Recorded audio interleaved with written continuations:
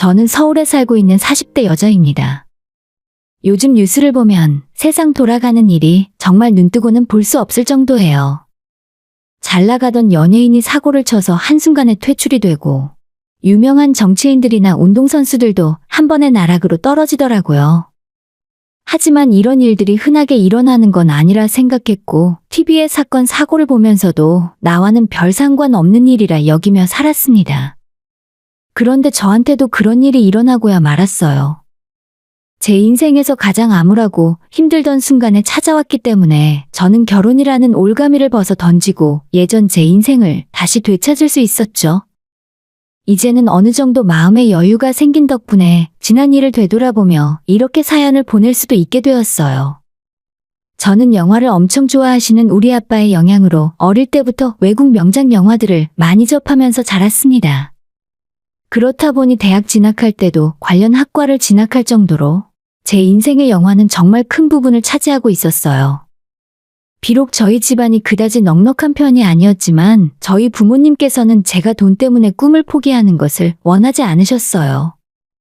그래서 제가 영화 쪽 일을 하고 싶다 말씀을 드렸을 때 바로 승낙을 해주시더라고요. 그런데 친척들은 저를 보면서 항상 이기적이라고 뒤에서 욕을 했습니다.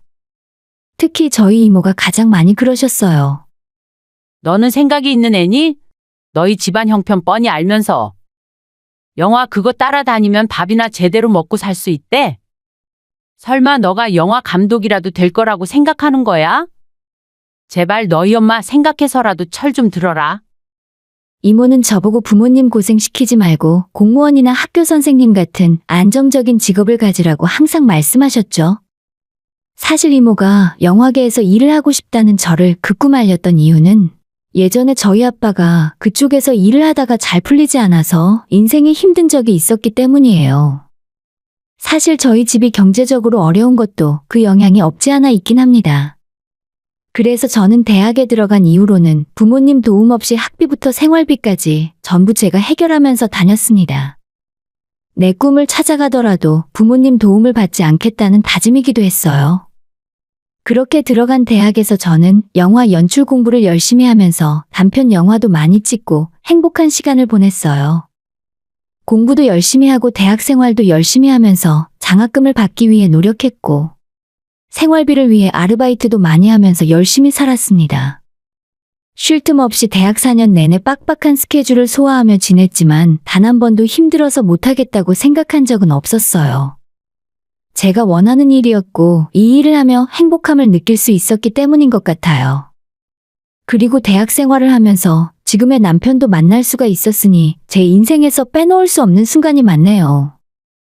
남편은 저보다 3살이 더 많은 복학생이었는데 말도 잘 통하고 취향도 비슷해서 늘 붙어 다녔고 그렇게 대학에서부터 이어진 인연으로 나중에는 결혼까지 이르게 된 셈이었죠. 가정 형편이 넉넉하지 않았던 저와는 다르게 남편은 집안이 꽤나 부유한 편이었어요. 엄청 부자라고는 못하겠지만 저희 집안에 비하면 상당히 잘 살았습니다. 시아버님이 서울에서 부동산 개발을 하고 계셨기 때문에 이미 상당한 재산을 갖고 계셨었죠. 저와는 다르게 돈 때문에 큰 고생을 해본 적이 전혀 없던 남편은 20대 초반 대학을 다니고 있을 때부터 BMW 외제차를 끌고 다닐 정도였죠. 그 덕분에 대학교 때 커플이었던 저는 남편의 차를 자주 얻어 타고 다닐 수 있었어요. 당시에 저는 대학을 졸업하고 뭐가 됐든 좋으니 영화판에서 일을 하며 밥만 먹고 살 수 있으면 좋겠다고 생각했습니다. 저희가 대학 졸업을 앞두고 있을 때 남편은 자기 아빠가 작은 연예 기획사를 인수했고 영화 제작도 앞으로 생각하고 있다면서 저보고 자기 아빠 회사에서 같이 일을 해볼 생각 없냐고 묻더라고요. 저는 애초에 영화 일이 아니면 할 생각이 없었기 때문에 단칼에 거절했습니다. 남편은 그런 제게 영화는 이 일을 하면서도 얼마든지 취미로 할 수 있다면서 먹고 살기 위해서는 제대로 된 직장을 잡아야 한다고 말을 하더라고요.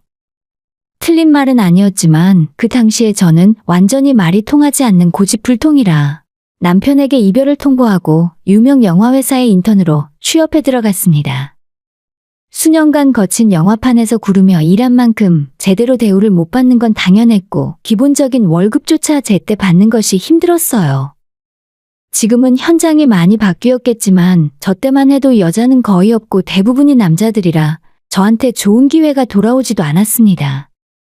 제가 쓰는 시나리오는 아무도 봐주지 않았고 제가 내는 좋은 아이디어는 선배들 이름으로 공이 돌아가곤 했었죠. 현실의 벽을 느끼고 이 더러운 영화판에서 떠나야겠다는 현실적인 고민을 하고 있을 때쯤 남편이 몇 년 만에 저한테 다시 연락을 해왔습니다. 너 요즘 많이 힘들다며? 후배들한테 들었어. 그냥 이쯤 했으면 됐으니까 포기하고 다시 나한테 와. 내가 너 하나쯤 먹여 살릴 능력 있으니까. 남편에게 갑자기 청혼을 받고 얼떨떨한 기분이 들더라고요. 사실 그때 이런저런 안 좋은 일로 많이 힘들기도 했었고 한결같이 저를 좋아해주는 남편을 보며 마음이 많이 흔들린 것도 사실입니다. 하지만 그렇다고 해서 바로 결혼을 결심한 것은 아니라 그 뒤로도 다시 2년 동안 연애를 더하고 난 후에 정식으로 청혼을 받고 결혼 준비를 시작하게 되었죠. 이제는 둘 다 나이도 어느 정도 찼고 직장도 나쁘지 않았기 때문에 더는 미룰 이유가 없었습니다. 그래서 처음으로 시댁에 인사를 하러 가게 되었는데 저는 난생 처음 보는 집의 규모를 보며 대문에서부터 기가 죽었습니다. 내가 이런 집안의 며느리가 되겠다고 들어가도 되는 건가 싶어 그대로 뒤로 돌아 도망치고 싶더라고요. 원래도 부동산 개발 일을 하면서 꽤나 많은 재산을 갖고 있었지만 저희가 대학 졸업할 때쯤 헐값에 인수했던 망해가던 연예기획사가 그 뒤로 대박을 치게 되면서 더 큰 돈을 벌었다고 들었어요. 진짜 서울에 이런 집이 있나 싶을 정도였고 대기업 회장님 집이 이 정도 수준일까 하는 의문까지 생기더군요. 집 외부에서부터 기가 죽었지만 내부로 들어오니 더 장난이 아니었습니다. 그 나이까지 살면서 다른 사람의 재산 때문에 기가 죽거나 부럽다는 생각을 해본 적이 없었는데 완전히 수준이 다른 격차를 눈으로 확인하니까 제가 사람이 아니라 땅바닥에 기어다니는 개미가 된 듯한 느낌이 들었습니다. 시부모님과 처음으로 인사를 드리게 되었는데 시부모님의 첫 인상은 알 수 없었습니다. 딱히 저를 반기시는 것도 아니었고 매몰차게 내치는 것도 아니었어요. 넓은 거실 소파 한 귀퉁이에 제가 아버님 어머님과 마주 앉고 그 이후로도 몇 분 동안 서로 아무 말 없이 침묵만 흘렀습니다. 아버님께서는 깊은 생각에 잠기신 것처럼 입을 꾹 다물고 눈도 감고 계셨거든요. 보다 못한 남편이 먼저 나서서 제 자랑을 늘어놓기 시작했습니다. 예전에는 이름만 들으면 알만한 유명한 영화 회사에서 일을 하면서 많은 영화 제작에 참여했고 지금은 평범하고 안정적인 직장에 다니고 있다고 저를 소개했어요. 어머님은 끝까지 아무 말이 없었고 아버님은 한참을 뭔가 생각하시더니 그래도 영화 회사에서 일한 경력이면 못 써먹을 정도는 아니라면서 그냥 결혼하라고 싱겁게 허락을 하셨습니다. 겨우 5분도 안 되는 시간에 결혼 승낙을 받았고 기분이 좋으면서도 한편으론 찜찜한 마음을 지울 수가 없었어요. 시댁에서 빠져나오며 남편에게 대체 어머님 아버님이 무슨 반응이냐고 나는 도무지 생각을 모르겠다고 말을 했더니 사실 어머님이 우리 결혼을 반대하셨지만 아버님이 괜찮다고 허락을 해주셔서 결혼을 진행할 수 있다 하더라고요. 어차피 아빠는 어제 나랑 이야기 다 끝났거든. 괜히 마음에 담아두지 말고 앞으로 결혼 준비만 열심히 해보자. 사실 양쪽 집안 형편이 제 눈에도 확 드러날 정도로 차이가 컸기 때문에 아마 제가 어머님 입장이었어도 결혼을 쉽게 허락하진 못했을 것 같아요. 반대하시는 것도 충분히 이해가 갔습니다. 아무튼 시댁에 인사를 드리고 온 지 며칠 후에 남편은 우리 부모님께 인사를 드리러 찾아왔습니다. 그쪽 집안 형편을 몰랐으면 모르겠는데 엄청난 집을 며칠 전에 보고 온 뒤라서 우리 집이 더욱 초라하게 느껴졌습니다. 하지만 초라한 살림과는 다르게 남편을 환대하는 우리 부모님의 마음만큼은 훨씬 컸었죠. 일단 아빠는 우리 집안에 아들이 없던 터라 내심 제가 빨리 결혼해서 사윗감을 데려오길 바라셨거든요. 아빠는 연신 한바구음을 지으며 좋아하셨고 그건 엄마도 마찬가지였어요. 끊임없이 먹을 걸 내오시면서 두 분 모두 흐뭇하게 웃으셨습니다. 우리 집에서는 이런 분위기로 결혼 승낙을 받을 수 있었고 저는 쉽지는 않겠지만 이렇게 웃으며 지내다 보면 결혼 생활도 잘 헤쳐나갈 수 있을 것 같다는 생각이 들었습니다. 하지만 그게 나중에는 스스로 제 발등을 찍게 될 줄은 꿈에도 몰랐죠. 아무튼 저는 양가 부모님들 허락을 받고 한참 기우는 결혼을 하게 되었습니다. 상견례 때도 그렇고 저희 집에서 예단비를 보냈을 때도 그렇고 시어머니와 신우는 기가 막히다는 표정으로 헛웃음을 지으며 비웃더라고요. 대놓고 웃는 건 아니었고 교양 있는 척을 하면서 피식하고 비우는데 정말 매 순간 참기 힘들 정도였습니다. 나중에 남편에게 이 말을 하면서 솔직히 기분이 너무 좋지 않다고 이야기를 했었는데 남편은 자기 엄마가 그럴 리 없다며 제가 뭘 잘못 본 것 같다고 부인했습니다. 우리 엄마는 우리보다 더 부잣집에서 태어나셨거든. 그래서 원래 돈에 별로 관심이 없어. 내 동생도 하나 부족함 없이 자랐었고 그런 걸로 사람 판단할 정도로 몰상식한 사람들 아니야. 괜한 걱정하지 마. 자기가 결혼 앞두고 예민해져서 그렇게 보이는 거야. 남편은 눈치가 없는 건지 자기 가족들에 대해서 큰 착각을 하고 사는 건지는 몰라도 매번 저보고 그럴 리 없다 하더라고요. 하지만 옆에서 보는 사람은 모르더라도 당한 사람은 확실하게 알잖아요. 상대가 나를 존중하고 있는지 아니면 대놓고 무시하고 있는지 말이에요. 차라리 대놓고 제 앞에서 혼수가 너무 적은 것 같다고 말을 하거나 예단비가 마음에 들지 않는다고 얘기라도 해줬으면 속이 시원할 텐데 너무 답답하고 기분만 상했습니다. 처음부터 마음에 쏙 드는 시댁 식구가 어디 있겠냐며 엄마는 차차 시간이 지나면 나아질 거라고 저를 위로했지만 딱히 도움이 되진 않았어요. 그렇다고 겉으로 대놓고 드러난 일도 아닌데 이런 일로 화를 내며 결혼을 못하겠다고 뒤집어 엎기에도 애매한 상황이었죠. 찜찜한 기분으로 결혼식을 올리고 우리는 부부가 된 이후에도 저는 저대로 직장에 다니고 남편은 아버님 회사에서 일을 하고 있었죠. 서로 하는 일이 바빠서 연애할 때처럼 데이트를 자주 하지는 못했지만 그럼에도 저희 부부는 좋은 관계를 계속 유지하면서 살았습니다. 그러다가 결혼하고 처음 맞이하는 설 명절이 다가왔어요. 설을 얼마 안 남겨두고 남편에게 시댁에는 언제 가면 되고 차례는 어떻게 지내냐고 물었더니 저보고 아무 걱정 말고 명절에는 그냥 친정에 가서 편하게 푹 쉬다가 오면 된다 하더라고요. 그래? 진짜 그래도 돼? 어머님한테는 한번 여쭤봐야 하는 거 아니야? 나중에 서운해 하실 것 같은데. 혹시나 하는 마음에 어머님께 직접 전화를 걸어 물어봤는데도 남편 말대로 자기 집안에는 명절 차례를 안 지낸다면서 저보고 친정에 가서 쉬고 오라고 말을 하셨어요. 그 말을 들으니 정말 펄쩍 뛸 것처럼 기분이 좋았죠. 결혼한 여자들에게 명절 스트레스가 얼마나 크게 다가오는데 앞으로 평생 명절마다 친정 가서 부모님과 함께 보낼 수 있다니 이게 웬 횡재냐 싶었죠. 남편은 설 연휴 직전에 저희 친정에 가서 인사드리고 그 이후로는 혼자 편하게 연휴를 지낼 테니까 저보고 혼자 친정에서 푹 쉬다 오라고 말을 하는 겁니다. 에이, 내가 당신 혼자 집에 두고 어떻게 그래? 그냥 나도 하루만 가서 인사드리고 올게. 남편은 정말 괜찮다며 자기는 하나도 신경 쓰지 말고 그냥 친정에서 연휴 내내 주말까지 쉬고 오라고 말을 했습니다. 혼자 밀린 회사 일도 하고 집에서 푹 쉬고 싶으니 자기를 그냥 가만히 내버려 두라 하더라고요. 남편 회사가 연예 기획사이기도 하고 사실 명절 연휴가 되면 더 바쁜 것 같았어요. 그래서 더 이상의 의문을 갖지 않고 그 이후로 명절마다 마음 푹 놓고 저는 친정에 가서 연휴를 보낼 수 있었습니다. 명절도 그렇고 시부모님 생신 때도 딱히 만나서 뭔가를 하는 경우가 없었기 때문에 직장 생활을 하는 제 입장에서는 이보다 좋을 수 없는 시댁이었어요. 제가 이 집안을 시집와서 시댁 집안 행사에 참석해서 일을 본 경우라고는 하나 있는 시누이의 결혼식 정도였습니다. 진짜 내가 이렇게 편하게 결혼 생활을 해도 되나 싶더라고요. 결혼하기 전에는 저를 탐탁치 않게 여기는 시어머니와 신우 때문에 마음고생을 많이 하긴 했어도 오히려 결혼 후에는 서로 얼굴 볼 일도 거의 없어서 뭔가 서운할 일 자체가 없었습니다. 그렇게 아무 걱정 없이 편안한 결혼 생활을 하던 중에 어머님 생신이 돌아오게 되었어요.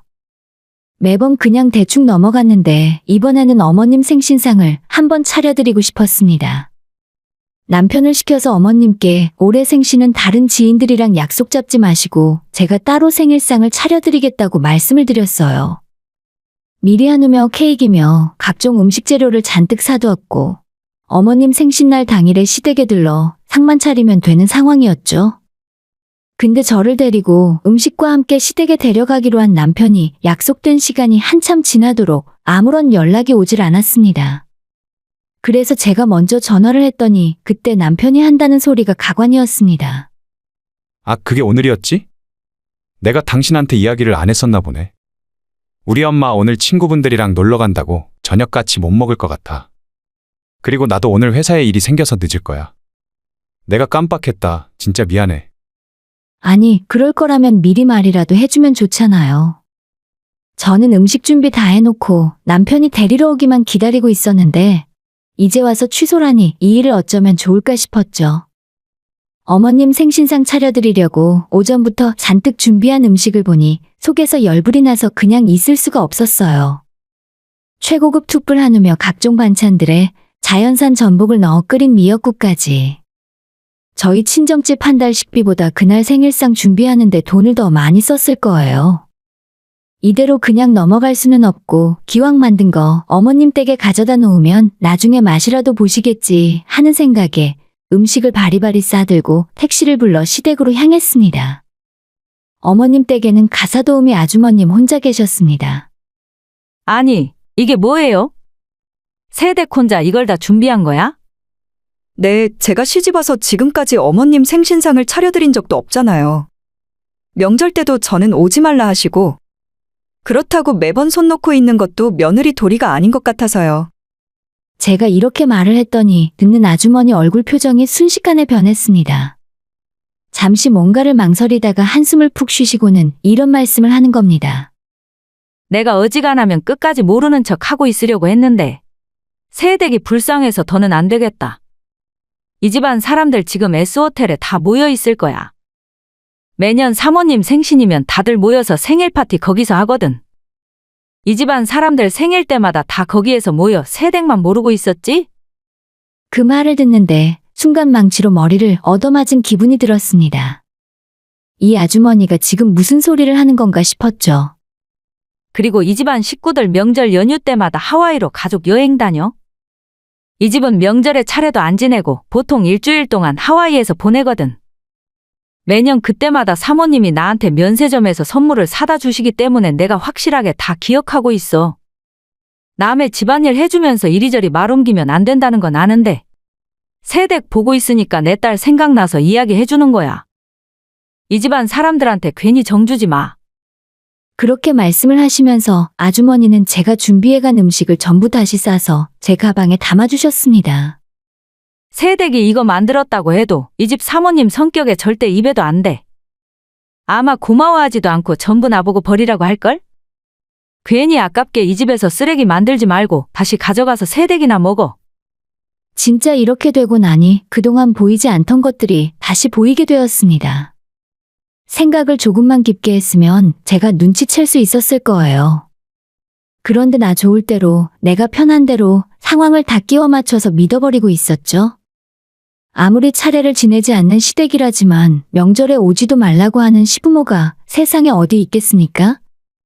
100번 양보해서 명절이야 그럴 수 있다지만 시부모님 생신까지 챙길 필요 없다고 하는데 그걸 고지곳대로 믿은 제가 멍청했죠. 바리바리 싸들고 간 음식을 고스란히 다시 집으로 가져오는데 택시 안에서 하염없이 눈물이 흘러내렸습니다. 이 집안 사람들은 지금까지도 나를 가족으로 여긴 적이 없었구나 생각을 했더니 어머님 생신상 차리겠다고 혼자 들떠서 장을 보고 음식을 만들었던 제가 너무 바보처럼 느껴졌어요. 집에 돌아와 한참을 울다가 잠이 들었는데 눈을 떠보니 저녁 9시가 조금 넘은 시간이었습니다. 그때 마침 남편이 현관으로 들어왔습니다. 불 꺼진 소파에 앉아있던 저를 발견한 남편은 깜짝 놀랐는지 소리를 질렀습니다. 깜짝이야. 여기서 혼자 뭐해? 불도 안 켜고 그러고 있으니까 귀신인 줄 알았잖아. 왜 그래? 무슨 일 있어? 지금껏 저를 감쪽같이 속여놓고 아무것도 모른다는 것처럼 천연덕스럽게 묻더라고요. 사실 다른 사람들은 다 그렇다 쳐도 어떻게 남편이라는 인간까지 저를 투명인간 취급을 할 수가 있나 싶어 기가 막혔습니다. 무슨 일? 지금 그걸 말이라고 해? 나만 쏙 빼고 너희 집안 식구끼리 놀고 오니까 기분이 좋아? 너 내가 창피해? 내가 창피해서 너희 집안 식구들한테 보여주기도 싫어? 이럴 거면 나랑 뭐하러 결혼했어? 제가 목에 핏대를 올리며 화를 냈더니 이제서야 상황 파악이 된 남편은 제 앞에 무릎을 꿇고 싹싹 빌기 시작했습니다. 나도 이러고 싶지 않았어. 근데 엄마 아빠는 자기 안 보고 살겠다고 하잖아. 싫다는 사람들 앞에 내가 당신을 어떻게 데려가? 괜히 당신만 더 힘들어지고 우리 결혼 생활도 흔들릴 텐데. 제 앞에서 싹싹 빌며 눈물까지 흘리는 남편이 저는 너무나도 낯설게 느껴졌어요. 정말 이 사람은 나를 위해서 그랬던 건지 의구심이 들었죠. 그때부터 저는 남편과 헤어질 결심을 하게 되었습니다. 다만 제가 지금 조용히 이 집안에서 사라져주면 그동안 나를 무시하고 따돌린 시댁 식구들만 좋은 일을 시켜주는 것 같아서 그렇게는 못하겠더라고요. 그래서 때를 기다리자라고 생각했어요. 제가 시댁의 모든 비밀을 다 알게 된 이후로도 시댁 식구들은 여전히 저만 따돌리고 가족 행사를 진행했습니다. 남편도 저보고 그냥 모른 척 해달라고 그게 더 편하다고 말을 하더라고요. 그런데 얼마 후 남편 앞으로 이상한 내용 증명이 하나 날아들었는데 마침 그때 집에 있던 제가 그걸 받아보게 되었고 뜯어서 확인을 해봤더니 남편 회사로 작은 소송이 들어올 예정인데 거기에 제 이름이 써 있더라고요. 제가 시아버지 회사에 사내이사로 등재가 되어 있었습니다. 저는 전혀 그 사실을 몰랐고 남편에게 어떻게 된 일이냐 물었더니 자기 집안 식구들은 아무도 저보다 경력이 좋지 않았기 때문에 제 이름을 올리고 제가 대형 영화사에서 일을 하며 큰 프로젝트를 진행해본 경력이 있었기 때문에 그걸 바탕으로 주변에서 투자를 많이 받아온 것 같았어요. 남편은 원래 가족회사는 식구들 명의를 많이 사용하니까 별일 아니라고 이야기했지만 저는 그 말을 듣고 기가 막혀서 웃음만 나왔습니다. 자기네 식구들 생일 파티에도 초대를 못 받는 사람인데 내가 언제부터 가족이었어? 지나가는 개가 다 웃겠네. 그냥 내 이름 당장 빼줘. 저는 남편에게 내 허락도 없이 내 이름과 경력으로 사기를 치고 다녔냐고 따졌고 당장 이 시간 이후로 내 이름을 빼달라고 요구했습니다. 아니 어떻게 그래? 이미 투자까지 다 받았는데. 자기한테 피해가는 거 전혀 없다니까. 그리고 내가 어떻게 우리 아빠한테 그런 말을 해? 이거 계약 취소되면 위약금이 얼마인 줄 알기나 하는 거야? 저는 남편에게 이야기해봤자 소용이 없겠구나 싶어서 바로 시아버지에게 전화를 걸어 회사에서 내 이름을 당장 빼달라고 말씀을 드렸어요. 그랬더니 아버님도 버럭 소리부터 치시더라고요.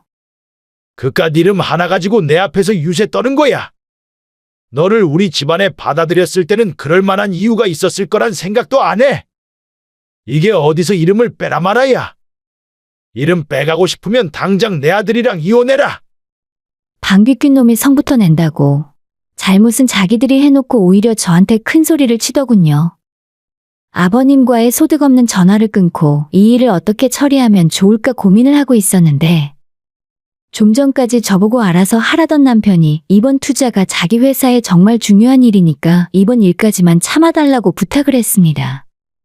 이번에 우리 회사 돈이 얼마나 들어간 줄 알아? 지금 당신 이름 빼면 투자자들 다 떠날 거야. 내가 책임지고 이번 일 끝나면 당신 이름 빼줄 테니까 한 번만 믿어줘. 그래서 저는 이거구나 싶어 바로 다음날 내용 증명을 보낸 투자자들에게 연락을 걸어서 이 모든 사기 행각을 전부 고백했습니다. 대부분의 투자자는 바로 투자를 철회하고 자기 돈을 다시 찾아갔습니다. 외부 투자는 물론이고 회사와 아버님 집까지 담보로 잡고 은행에서 돈을 빌렸기 때문에 이번 프로젝트가 무너지면 남편과 시댁까지 휘청거리는 상황이었죠. 저 때문에 모든 투자자가 떠나고 그 이후로 다른 사람을 찾아 나섰지만 이미 이 바닥에 소문이 나버렸기 때문에 더 이상 남편의 회사 이름으로 아무것도 진행할 수가 없었습니다. 백방으로 뛰어다니며 새로운 투자자를 찾았는데 전부 헛수고였어요. 제가 대학 동창들 인맥을 이용해서 남편네 회사를 투자 사기꾼이라고 이야기했고 좁디좁은 이 바닥에서 신용을 잃고 발붙일 곳이 없어졌습니다. 남편이 망하고 시댁과 저희 집안에 빨간 딱지가 붙는 건 순식간의 일이었어요. 그 이후로 저는 남편에게 이혼 서류를 보냈고 제 명의를 허위로 이용해 회사에 투자를 받고 5년까지 했기 때문에 시아버지와 남편 앞으로 따로 소송까지 걸었습니다. 지금까지 이 집안에서 저를 투명인간 취급했던 시댁 식구들은 이제서야 제가 자기들에게 얼마나 소중한 사람인지 이야기하며 싹싹 빌기 시작했어요. 가족들끼리 서로 돕고 살아야 한다며 힘들 때 뒤통수 치지 않아야 한다고 개짖는 소리로 저를 붙잡으려 하더라고요. 뒤도 안 보고 단칼에 손절하고 돌아섰습니다. 사람이 사람을 대하며 저런 식으로 할 수도 있다는 걸 알게 되었어요. 실패한 이번 결혼 덕분에 인생 공부 잘했다 생각하려고요. 지금은 남편과 이혼하고 친정부모님 댁에서 함께 지내는 중이에요. 시아버지에게 걸었던 명의도용 소송은 앞으로도 꽤 오랜 시간 재판을 받아봐야 결론이 나겠지만 벌써부터 저한테 제발 합의 좀 해달라며 싹싹 빌더라고요. 저는 저 집안 인간들 콩밥 먹을 때까지 멈출 생각이 전혀 없습니다. 저 사람들한테 정의가 이기는 걸 똑똑히 보여주려고요. 오늘의 사연은 여기까지입니다. 구독과 좋아요, 알림 설정은 많은 힘이 됩니다. 다들 행복하시고 좋은 하루 되세요.